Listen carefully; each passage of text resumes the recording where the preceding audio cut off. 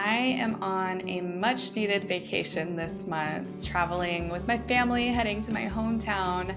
And so, because I'm away, I have curated some really awesome podcast episode replays for you. I think you're really going to enjoy the shows that my team and I have put together. I think you'll find them insightful, encouraging, educational, and hopefully fun. And if any of these episodes inspire you to take the next step toward authorhood, I would be so honored to guide you.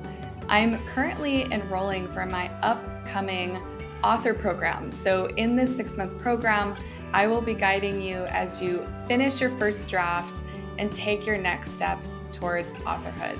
It's part education, part coaching, part accountability, and part mentorship from me and some really amazing guest experts that I'll be bringing in. Go to stacyennis.com/idea to draft. That's idea, T-O, draft. Or send me a message, hello@stacyennis.com, and I will be happy to tell you more about the program. Now on to this week's podcast replay. Welcome. I am thrilled this week to get to introduce you to an amazing woman, Lam Rocco, who has a new book out and an incredible mission that she is working on spreading in the world. So before I officially welcome May, I want to give you a little bit about her background. May is originally from Hong Kong and spent her childhood growing up in various countries. She's from a traditional family and also an entrepreneurial family. 3 generations of her family are in business. At a very young age, she trained to be a businesswoman. She studied in the UK and started to work in her family business after graduation. May has worked in many different industries throughout her career and now focuses her time helping others to rebuild their confidence, as well as helps parents reconnect with their children. May, welcome. I'm so excited to talk with you today. Thank you. Thank you for having me. And I am holding in my hands a copy of your new book, which I just got a few days ago after it being held in customs. So excited for you. Congratulations on the release of your book. Thank you. Can you tell our viewers and listeners a little bit tell us the title of your book and a little bit about the book itself and what inspired it? Yeah. My book title is called Confi-Dance, like dance, like dancing. And it is my memoir, is my life journey. What got me into writing this book really is many years ago, I wanted to leave something to my son, and I find that there's no better things to leave him is to show him the story of my life.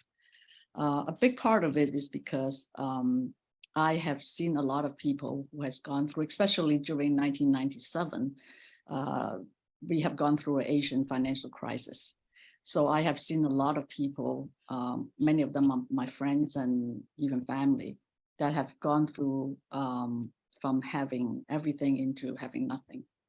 So they were not able to pick themselves up. So that really scared me. And then a few years later, I went through it myself. And my journey is by not knowing that one day I have nothing, in my bank account, really like nothing left, and took me 2 years to get out of my depression. But I was able to make it. And that really made me kind of thinking life is not always so smooth. There's always ups and downs in life, And I always worry, will my son be able to handle it if one day, if things doesn't really go according to what he wants, And I think it's important that, if we fall, everybody falls some time in their life. It's important that we're able to get back up again. So I think the book was, because of that, it's really inspired me to write this book.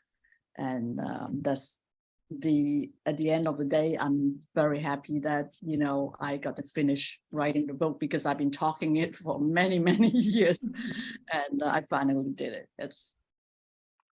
I'm curious if you could share a little bit about the evolution of your mission, because I know when you started writing your book, it was for your son, right?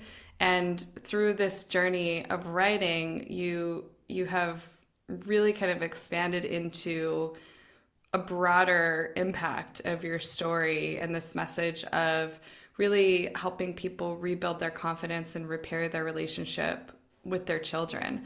So, talk to me a little bit about that journey of kind of, I don't know, not accepting, but like unearthing almost this purpose that you are working toward now. Uh, the whole thing is really starting with joining your nonfiction book school. This is one part of it is talking about the vision. And all my, I said it earlier, I want to write a book is to leave it to my son. I didn't even thinking about publishing, because I know publishing is such a difficult thing to do, in my mind at that time. And I just wanted to write a book. And during one of the exercises, you taught us about the vision. And it just came on to me, I mean, all my life I've been doing business. I've been doing so many different business in different industry.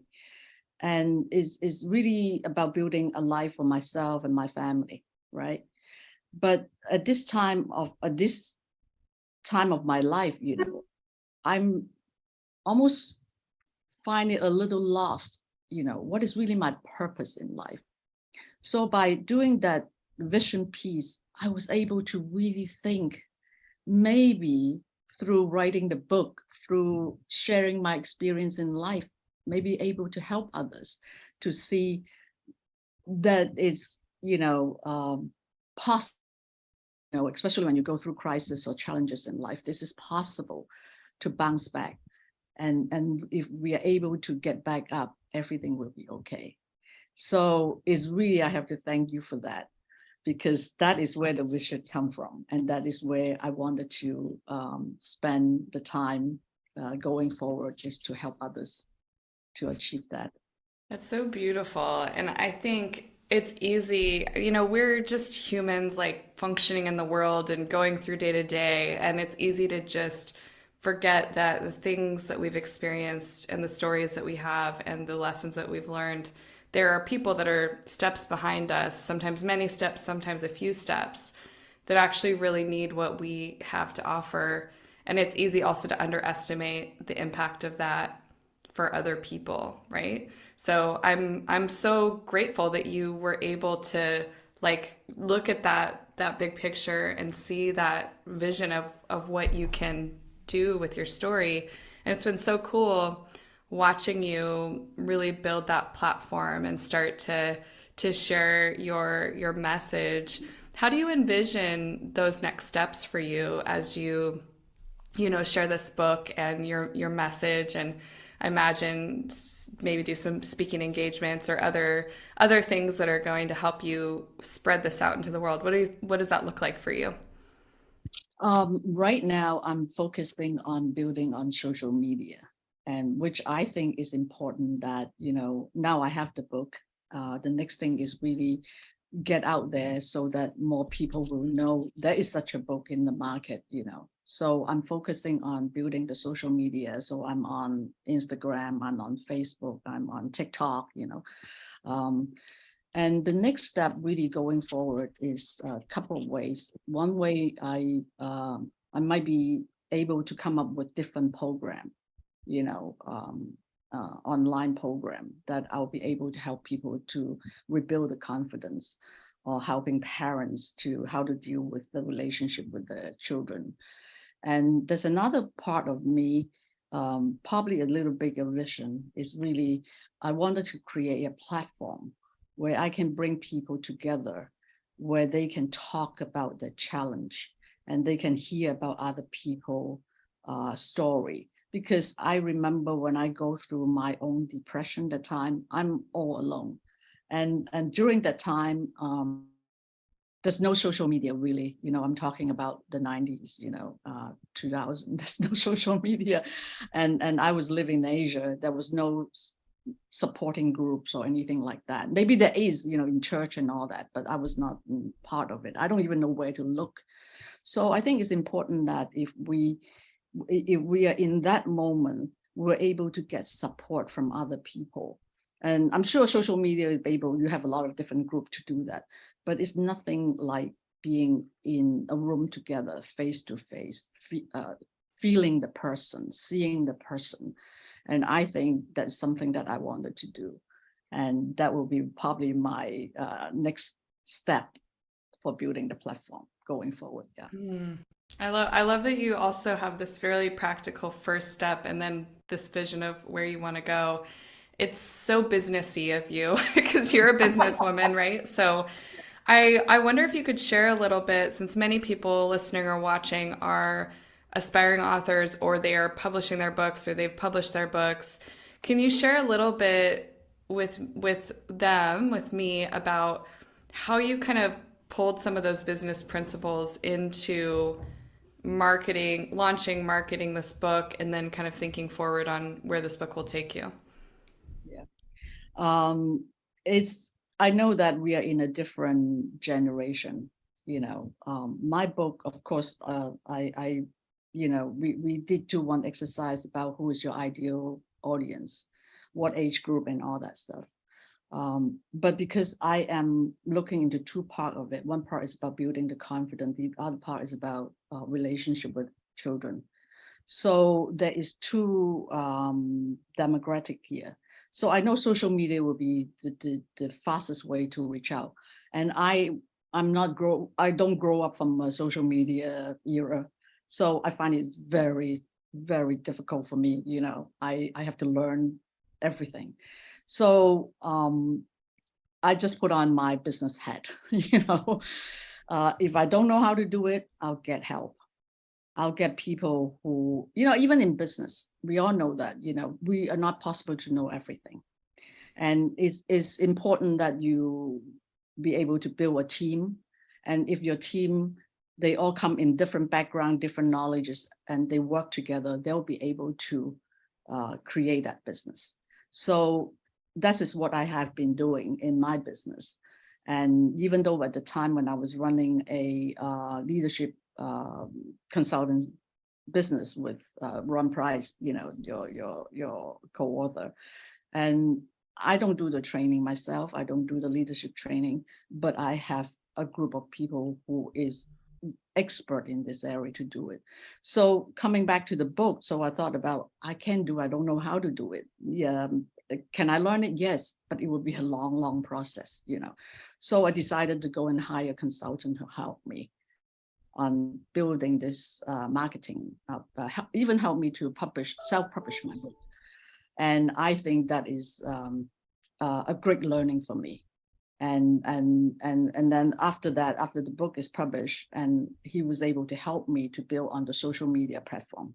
So doing the TikTok, doing the Instagram. So he will give me the homework. I will give him the assignment, basically this is how it works. So it works out beautifully, and it took a lot of stress out of me because it's not something that I am good at. So, but I was able to find help with it. Yeah. It's so important, I think, for people to hear that, because there is this, especially when you look at somebody on social media who's doing a great job, they have lots of followers, they have really great content. You can have this idea that they're like just doing all of it and they're somehow just amazing at it somehow. But the fact is that nearly everyone who has any sort of large presence has a team that is supporting them. And even for me, I don't have a huge presence, but it's growing, and I have somebody as well on my team who's amazing and who helps make everything happen. And for you, I was looking at your Instagram, you had this beautiful reading that you did from your book. There's pieces that only May can do, right? And then there's pieces that your team has to do. And sometimes it's about what you actually, so for me, because I'm a writer, I write all of my content, but then I have a team to proofread, to schedule, to do all of the things that are not within my zone of genius. But I love how you're thinking about that, and hopefully that'll be really helpful to anybody listening and trying to think about how they are going to do the same thing. I'd love for you to share a little bit about the results, the successes that you have seen since publishing your book. Has there been anything that's been surprising or especially exciting? I think a big part, very obvious, is something that I want to do going forward. Like I share with you, that will be my purpose going forward, is really to help others. I think that is the result of the book, definitely. You know, before that, I was still really much a very business person. I wanted to run this business, build that business, and all that. But and maybe because it's all timing as well, because I was able to sold my business, when I started to write a book. So what's next, So I was thinking about, oh, maybe I should create another business. But the book really helped me to find out, what is my real purpose, what I really wanted to do. So that's definitely is one of the results that I'm getting. And another part of it is I'm learning so much, Stacey. I'm learning so much about writing the book, about how to build my social media platform. Even though I have a team of helping me, I still have to learn how to do it. So instead of like me experimenting new things and all that, I'm actually learning from the expert. It's easier and faster as well. So for me, that is another great result for me.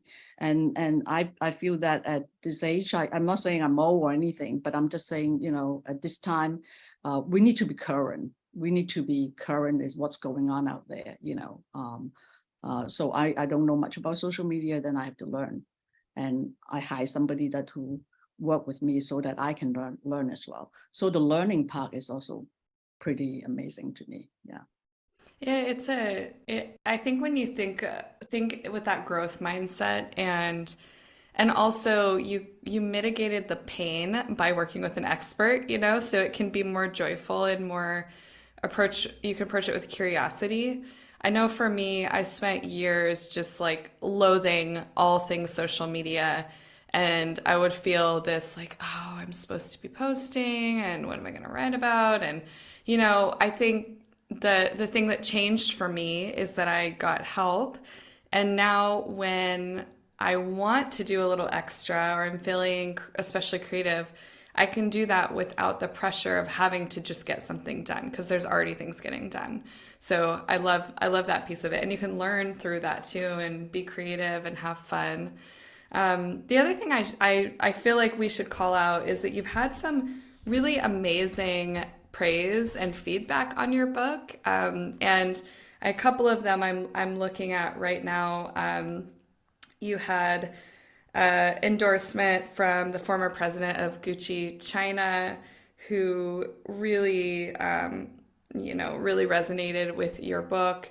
You also had a speaker-elect of the U.S. House of Representatives, who, again, like praised the value of this book, and then I also read all these other reviews from people. How does that feel after, this was a journey that it was a journey to get this book done. And how now that you're on the other side of it with like a real book that you can actually hold and that people have read, can you share a little bit about that experience? It's amazing.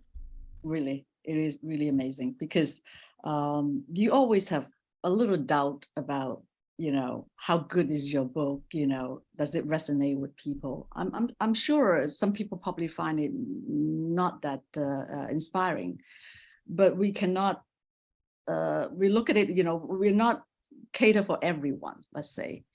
But for people who read the book, that can resonate with them, especially like with Bob, Bob Livingston, the House of Representative elect. He's from a different culture, but for him to be able to see my story not just apply to the Asian culture or traditional culture, it's really applied to globally, to the world, different culture. Same thing with Carol from Gucci, and she's Asian, of course, but she's very international.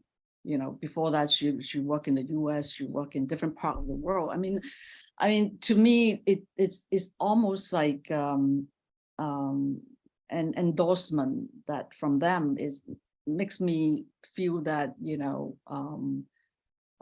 my story is worthwhile to share. And I think that is the feeling that I have, when I review from people, and really elevated me, make me happy, because sometimes you don't know, everyone have their own story, but it's my story be able to impact others, even by impacting just one people, I would be so happy. So that's how I feel. I love that. And I think you said something, I can't remember your exact language that you used, but essentially that, this idea that you didn't know how people would respond, and that you've had these individuals that have really resonated with it, but then maybe some people maybe won't find it as inspiring. And that's been something I've had to let go of as an author as well. And we talked about this a lot when you were in nonfiction book school. You have one reader that you are really, really narrowing in on, and they're representative of a larger group. But your book should not please and inspire every single person on the planet, right? And not every single person will resonate with it. And if you set out to write a book that will resonate with everyone, chances are high it will fall completely flat and resonate with no one. And so you really understand your reader. You understood your reader as you were writing the book. And I think that's why it has resonated not just with that group, but also beyond. So switching gears a little bit, because many of the listeners of this podcast are travelers or aspire to live location independent lives or aspire to be kind of global citizens. And you are like the definition of a global citizen. We were just talking about before we hit record. You sent me this book from the US.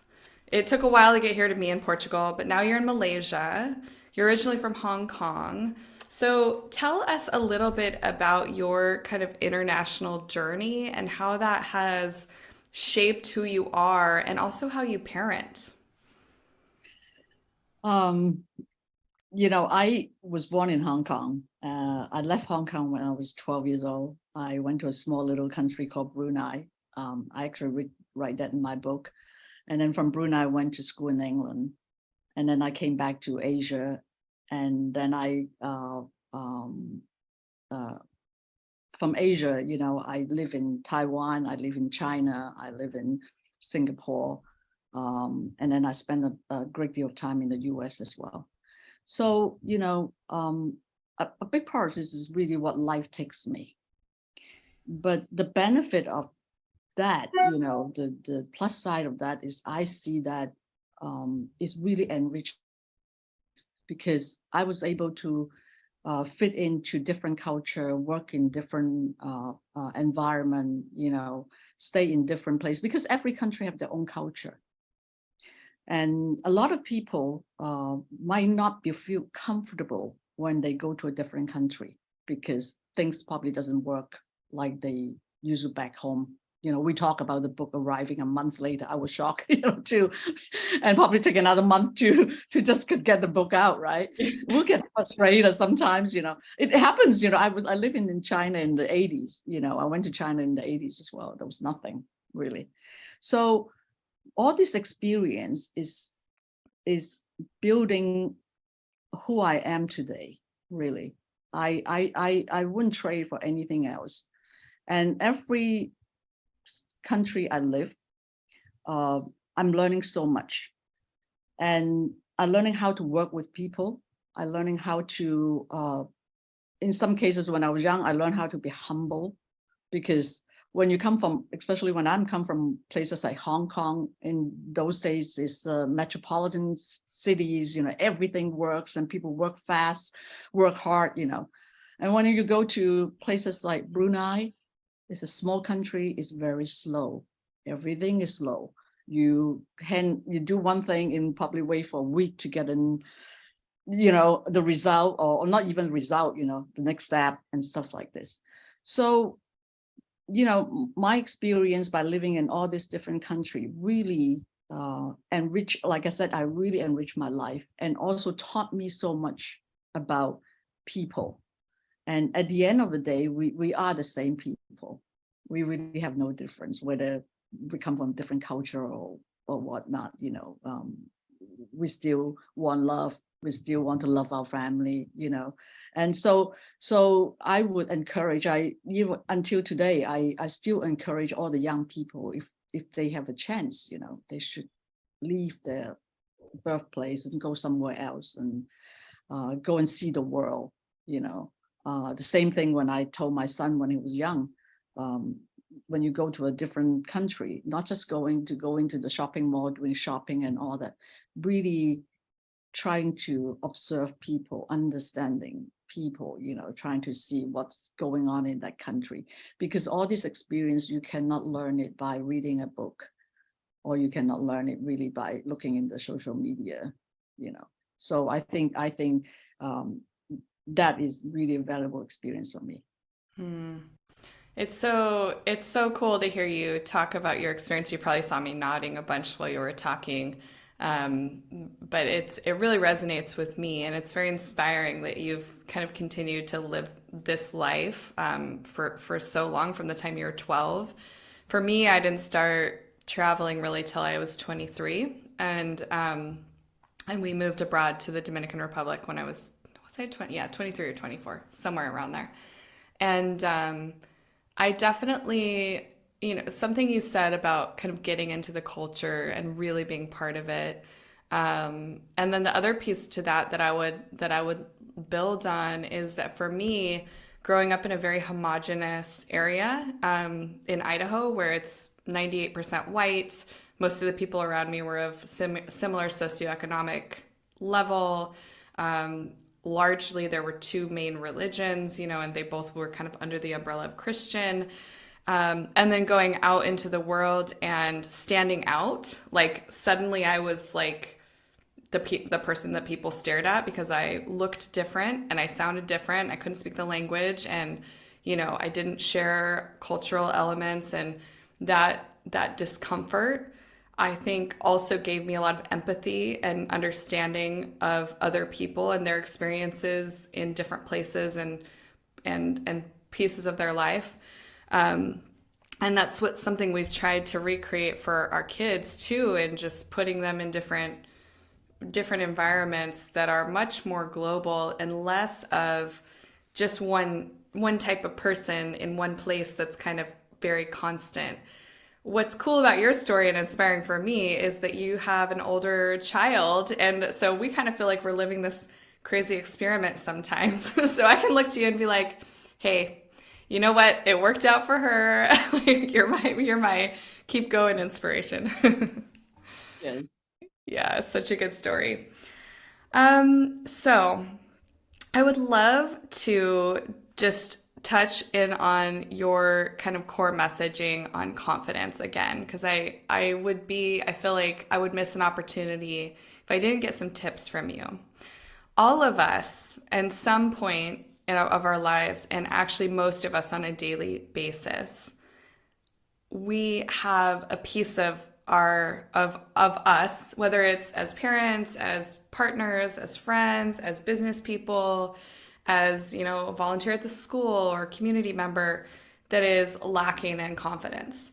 And I actually just yesterday had a conversation with a coach mentor of mine about an area in my business where I'm noticing that there was like this hidden lack of confidence that I didn't realize I had, and I didn't realize how much it was impacting me.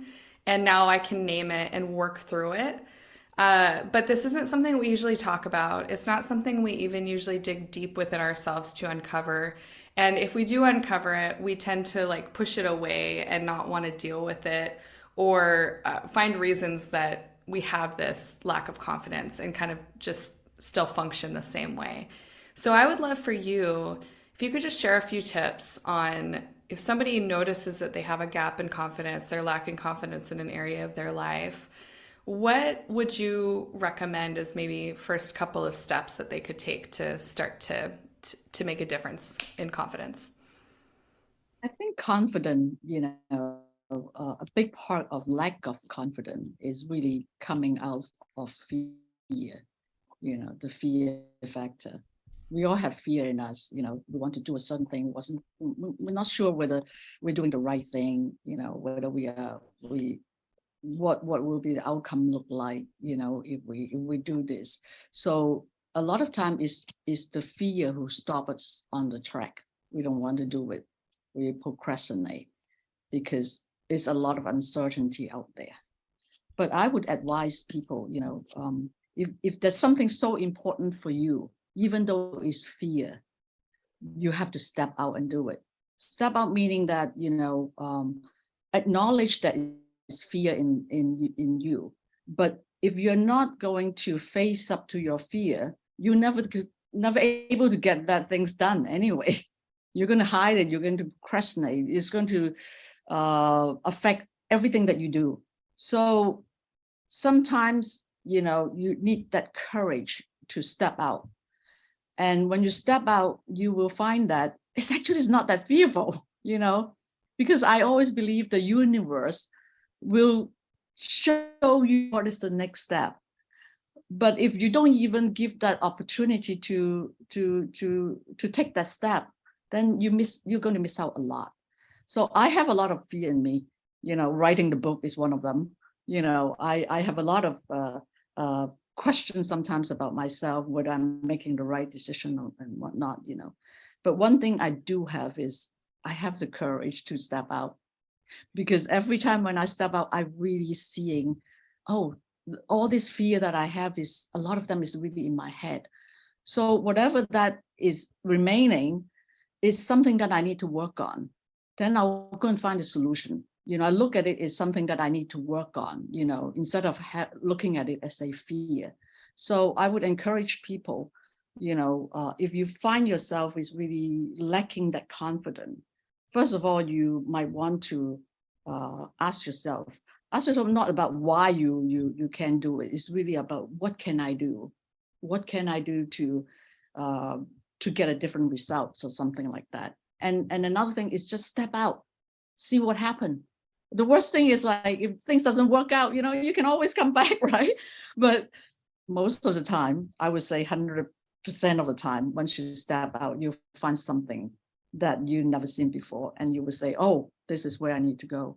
This is the next step I just follow that step to go to do. And you will get there. And the second thing, and come into confidence, is a lot about self-love. I think that is a part of that. I didn't know it before. I grew up as a pretty much doing everything to please others, because I come from a very traditional family. A traditional family is like, you have to listen, you have to listen, you have to listen. Nobody really cares about what you think, but you just have to follow certain things to do. But later on in my life, I realized that it's so important to have that self-love. Self-love doesn't mean selfish. It's a totally different thing. But if you're not able to love yourself, you're not able to love anybody else. So the self-love is really about building your self-worth, and also giving your confidence, building your self-esteem, and then your confidence will come, because you become happy. You can find your happiness, your own well-being, when everything is good, then your confidence will come. Everything is possible. But when you have all this like self-doubt about yourself, then it's a different story. Every step you make, you question yourself. So is related to confidence, I would say, self-love is the number one thing that we need to work on as well. It's so true. It's so true. It's interesting because I'm thinking about some of the conversations I've had with my 10-year-old and how she kind of navigates the world as a young person, and trying to like impart this Because I really struggled with confidence as a child and really up until probably my late teens, early 20s. Well, probably honestly longer than that. But eventually I kind of found my way in my 20s and really kind of anchored in who I am. And when that happened, everything changed in my life, everything. And my hope is that she can find that earlier and stay anchored in that. We have that when we're really little. We are born with confidence and we're born with courage and this willingness to try anything and take on anything, but it gets stolen from us from external pressures and input. And I love that you have this message and that you're putting it out into the world. So your book is Confi-Dance. It's the coolest cover. I love it. Tell our listeners where they can get your book and where they can follow along as you grow your social media and really make that impact that you are specifically designed to make on this world. Thank you. The book is on Amazon. So if you Google Confi-Dance, by Lam Rocco, you'll find that, or the Goodreads. You can also find it on Goodreads. I'm on Instagram, I'm on Facebook, and also TikTok under my name, Lam Rocco. So they have all the information, and I have put out a lot of my social media that's related messages from my book. And also Linktree, yeah, that was what. Or just reach out to me on my email, maylamrocco@gmail.com. So that can reach me too. Yes. Wonderful. We'll be sure to add links in the show notes too for anybody listening, so you can grab the book, you can access the Linktree, and of course send May a message if you feel inspired. I know for us authors love hearing from people. Can I say that for you too, May? It's like amazing to hear from people that read your book or resonate with your message. Thank you. I'm very happy to, yes. Well, thank you so much for joining me today and sharing your inspiring message of confidence and connectedness with your children. And I'm so proud of you getting your book done and out in the world. Thank you, Stacey. I couldn't do it without you, I have to say. I really, really think your course, the nonfiction book school, that's the only thing that makes this happen for me. If I didn't join it, I won't be able to write my book. So I have to say thank you. Oh, well, my honor, May, and congratulations. And thanks so much for joining me today. Thank you.